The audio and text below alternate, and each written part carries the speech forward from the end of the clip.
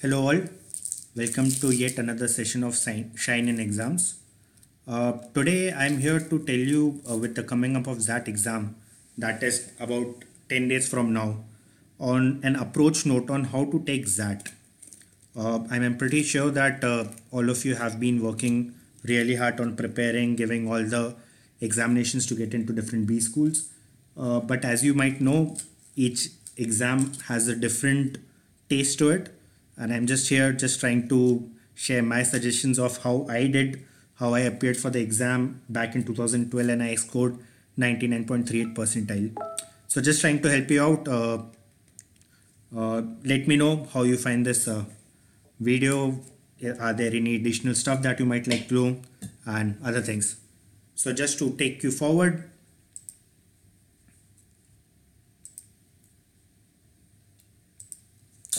so this is my XAT scorecard for 2012 when I appeared, and as you can see my total was 99.38 percentile, which was an overall, and I had solved 41.12 percentage of questions correctly. So that was my score for 2012.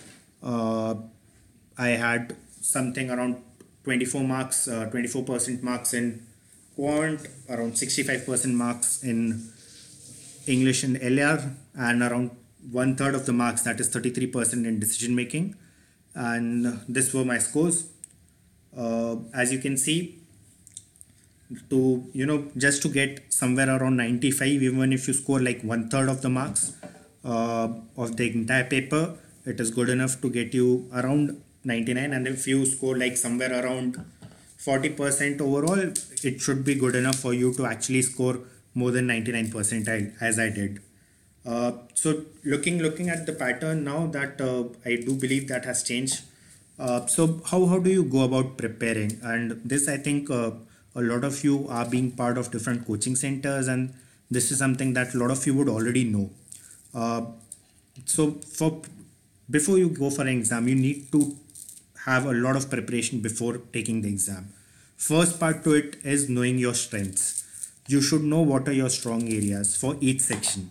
So for example, if I talk about myself, for me, Quant was my strongest area, although my score suggests otherwise, but that's a different story which I'll share with you later in the video. So for me, Quant was my strongest area, followed by decision making and English and LR, where I scored the most, which is around 99.476 something percentile here, was my weakest. But that is the strategy that I took and went ahead, and I think with what I'm going to share with you, I think you might be even able to score better than what I did. Even in strong areas, even I told you, I had Quant was my strongest. Within your strongest area, start identifying which are the sections that you're more comfortable with. So there might be sections which might be difficult. It might take a lot of time for you, but you are quite sure that you will always answer them. So for me, such sections were probability, permutation, combination, work and time, work and distance, time and distance, sorry. So these kind of areas. My weaker areas were, for example, if I take Quant only, my weaker areas were a lot of places where there were a lot of calculations involved, because I hated wasting time in calculations, and I used to make a lot of silly mistakes in calculations. Similarly, for Quant, my stronger point was RC, reading comprehension, whereas grammar was my weakest point. So I always knew that grammar is my Achilles heel. And so just jot down, just know what are your strengths, what are your weakness before you go into any exam. Third point is knowing whether you are better on speed or you are better on accuracy. Over a period of time, for all the B school exams, specifically for CAT and XAT, they are moving from a speed base to an accuracy base. So like in early 1990s, CAT was a total speed test. There were around 200 odd questions and you had to solve them in like 2 hours. So which meant you had to be very good on speed. But if you look at the patterns now, so for example, XAT, as you can see lower down in my slide, it's a 3 hour 35 minutes paper, and you get around nearly 3 hours to maybe solve somewhere around 70 to 75 questions. So you know that they do not want you, they are not testing you mainly on speed, but they are more testing you on accuracy because the number of questions are really small. So you need to take a call whether you're good at speed or you're good at accuracy. Having said that, even if you're good on speed, that's always an added advantage, because you can spend more time on questions where you know you want to spend more time on, but you need to have accuracy. Next, what I'll just like to touch is XAT is unlike other B-School entrance exams. So as I said earlier in my introduction, every exam has a different flavor to it. So for XAT, it actually tests your real managerial skills. The section of decision making, that there's a lot of questions for which you will feel there are multiple answers that can be right, because that is how a manager needs to react, and that is where you are being tested. Second is your selection ability, because the number of questions are less, so you can really spend time on each question. But since the examination difficulty level is so more, and that's where I've written it is the highest difficulty among all exams, the level of questions is really tough. So that is where your selection actually kicks in, and it needs to be really at a very good, very unique and very correct. Because if you do not know your strong areas and weak areas, you will spend a lot of time in selection, and that is where time management kicks in. And even though you might feel like you're solving everything and everything's going right, but you might just find out that after maybe finishing off these 170 minutes, you have just maybe solved around 20 or 25 questions, and this is very common in XAT. So that's why I say XAT is different. For example, SNAP is more of a speed pace test, because there are a lot of more questions. I mean, I know a lot of people who might not even be able to read each and every question of SNAP, because there are so many questions. MAT is another, that's an absolute speed fest. CAT is more of an accuracy, and XAT is even more on accuracy. So understand why XAT is different. Then the most important is with XAT being online, there are a lot of questions around what is happening, what are the sections, what is it, what is not. And I've just done my cursory research around it. So the duration of the paper would be 3 hours 35 minutes. Yes, there will be no sectional time limits.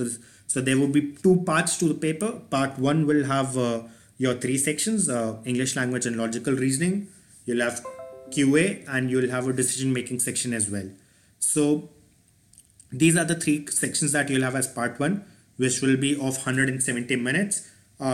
You can start with any section, you can switch between any sections, and it's more or less you can do anything that you want within this section.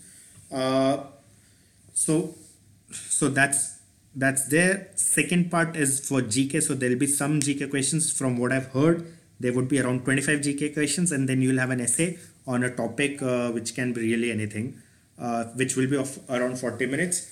Unfortunately, there's no break between those both the sessions. So they have given 5 minutes. So it might just be 5 minutes for you to go through whatever is written on the part 2 agenda, and maybe part 1 just telling you how you can navigate through the systems with the new systems coming in. Don't take it as a take this as a different thing. It is a lot more aligned to what a paper pencil test you have, because you can choose between sections, choose between anything. So be relaxed, be calm, be composed. Before you actually go for the paper, plan the approach to solve the paper. So what you need to do is, before you start the paper, you should be sure that this is the section I'm starting with. So for me personally, because as I told you, English language was my weakest, but I knew I had a better speed. So I always started with English language and logical reasoning, so that for quantitative ability, which is really tough, I get a lot more time. And since I was more comfortable, so I was comfortable with devoting less time to quant. So that's the call that you need to take. I would always suggest for that, go with the section where you have the best speed. You know that you can really go through the section in a better speed as compared to your other sections. So just keep that in mind. And once you select a section, search for your comfort zone questions. So whatever your strengths are, search for those questions first. Try to give a first attempt to them, and then only go for the other questions that are not there, because number of questions is less, but there are a lot of freebies in the paper, and you need to search for those freebies. So now this is the pre-test prep that I talked about. What I'll talk next is about what actually you should do during the test, you know. So first, and the golden rule is avoid resolving questions. A lot of times it will happen in a XAT paper where there will be a lot of calculations involved. There will be a lot of conceptual visualizing involved. You might get an answer, but it might not be any of the 5 or the 4 options that you get in. Do not spend your time again on solving that question. Leave that question be and move on. I know I'm again and again stressing that that is an accuracy paper. You don't need to do speed, but the question difficulty is so high that you'll take a lot of time on a lot of questions. So that's a, you know, a balance that you need to maintain between your speed and accuracy. Do not resolve questions. Only if you are very sure that it was a mistake at a very last stage, maybe spend another 10 odd seconds on it, but don't spend more. XAT is supposed to be difficult. So if you're not able to solve the first 5 or 7 questions that you're attempting, it's absolutely fine. It happens with everyone around you. There's no need to panic if you're not able to solve questions, because as I said earlier, you need to search for easier questions in the paper. There are always a lot of easier questions in the paper. So just look for them. I'll just give you a few more tips depending on each section for VA and LR. So I think there would be around 3 or 4 RC passages that would be there. What I would suggest is just glance through the RC. Don't read it. Just go for a cursory keyword approach. Look what are they. All 4 of them would be from different domains. It might be literature, one might be related to science, something could be related to economics, something could be related to sports. Start with the RC that relates to what you have interest or what seems interesting to you. For example, being from an engineering background, something that was related to technology was something that always interested me, and something related to literature was where I usually struggled because of my bad grammar. So I usually used to go ahead and take those RCs first, where I felt it would be much more easier for me. Second, for LR sets, again the same logic. I would say just go ahead and glance through all LR sets.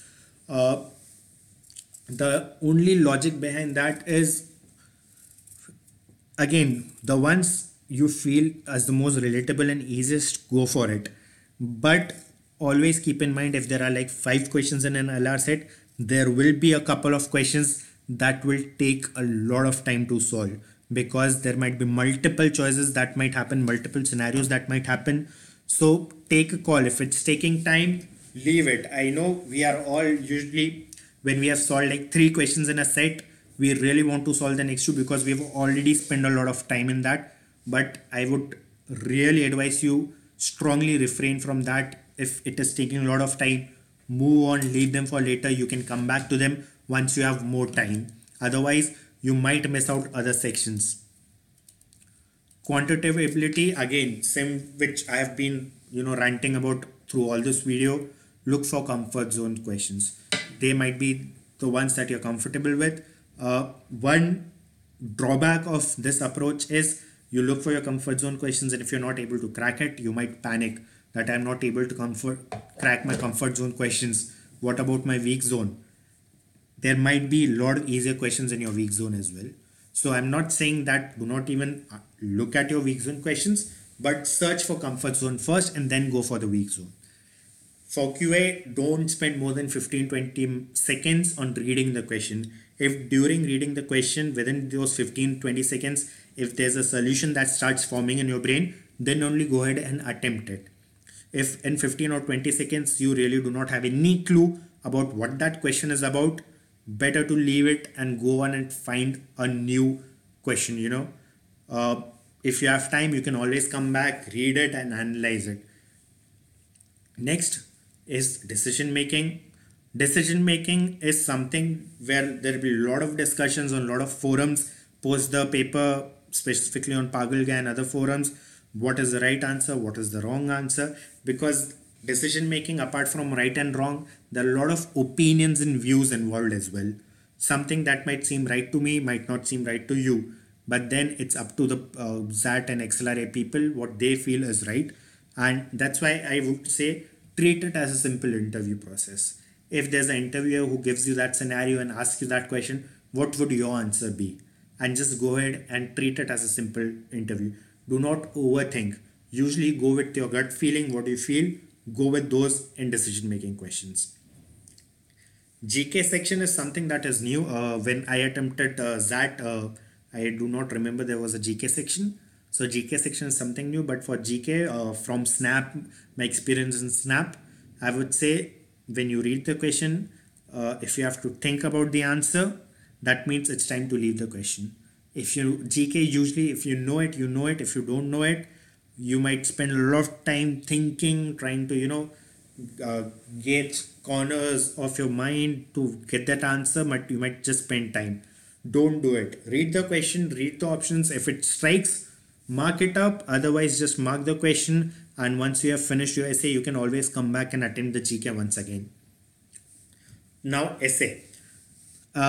There are no marks for the essay as such in your selection process, but this essay does go to your interviews for XLRI. They do see what you have written as part of your essay. So be very structured in your approach. What we usually do is, because of the time constraint, as soon as we read, we spend maybe a couple of minutes, do some quick jotting of points, and we start writing it up. It's only halfway once we are through the essay, we start getting more and more concrete points, and then we try to cram everything up into that short space and short time, because you only have a word limit of I think 300 or 400 words. So I would say spend good 5 minutes jotting points on the question paper. So if you have a rough sheet, I would suggest spend 5 minutes writing it down on the rough sheet, look at it again, and then rephrase it. Once you've spent all the points, rephrase it and then start typing it into the system so that it looks very structured. Be crisp. That is one of the most important part about writing essay for Excel. Be very crisp in your answers. Do not go round and round and go in circles. Try to make the same point from 4 different directions. No. Be very crisp. If you do not have points, it is not a bad thing at all. But be very crisp. That is all from my end that I would like to suggest you. Do leave your comments in the section. Do leave your questions and comments. I'll surely come back and respond to those. Do also share what you felt was good about this video, what was bad about this video, if there are any improvement areas that you would like on the videos from Shine in Exams, and we are always happy to help. Thanks.